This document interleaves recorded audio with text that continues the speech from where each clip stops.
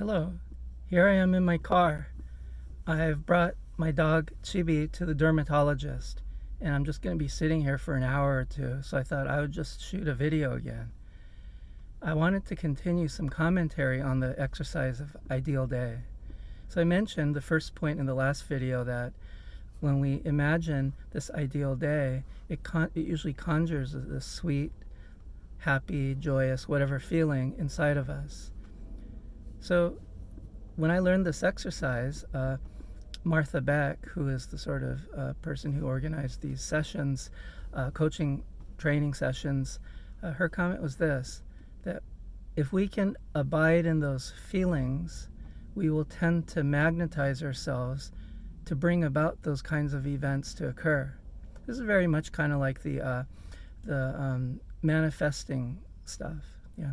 And so I'm not a heavy proponent of that, and maybe there's something to be said for that, but this is what I think and this is based on my experience as well, that when I inhabit those feelings, I slowly wean myself off of a dependence on having such events occur around me or in real life, because I know that those feelings that I'm seeking through external circumstances are available to me simply through imagination.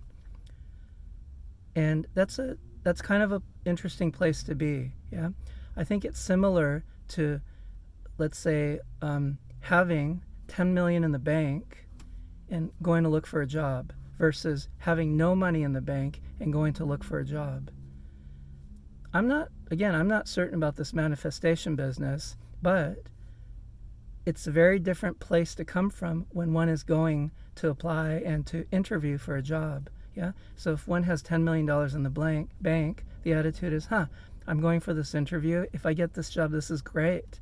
This is a job that would be wonderful to have. I would do it for free, in fact, because I don't really need the money, versus, oh my God, if I don't get this job, I'm going to go bankrupt, and my family's going to go starve to death, and I'm going to starve to death, and I'm going to have to go rob a bank or something like that. Yeah, maybe one doesn't think about robbing a bank, but and more likely, the first person or the person in the first scenario with the 10 million in the bank is going to have a better interview, and the chances of getting that job or even the dream job is more likely to occur because there's a relaxed relationship to that job.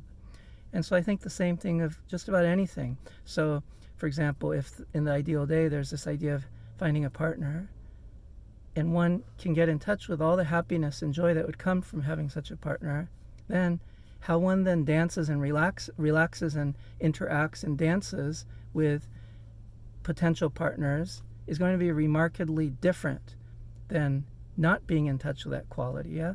So the one who isn't in touch, there will be a kind of a desperation, like, I need you to be in my life so I can have that fulfillment or happiness, versus, of course it would be fun to have this real life person so I don't have to constantly think about it, but it's okay if it doesn't work out, because the feeling that I'm chasing isn't out there. Yeah. So it places oneself in two different places. And so I can see why Martha Beck makes her claim. And again, whether it's true or not, I wouldn't know. And to be honest, I don't really care. To me, it's just a little mystical. It's a little beyond my area of interest. But even putting that aside, I would say it's more likely that one can move toward one's fulfillment with greater ease by being able to access that feeling through imagining this ideal day.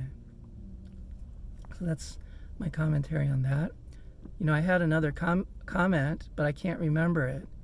And so unless it comes to me in the next 15 seconds, I'm going to stop this video and wait for the thought to arise before shooting a new one.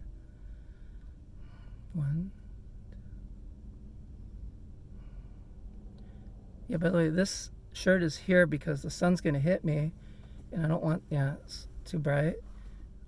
Anyways, I hope everyone's doing well, or actually all 5 of you, all 7 of you who are going to watch this.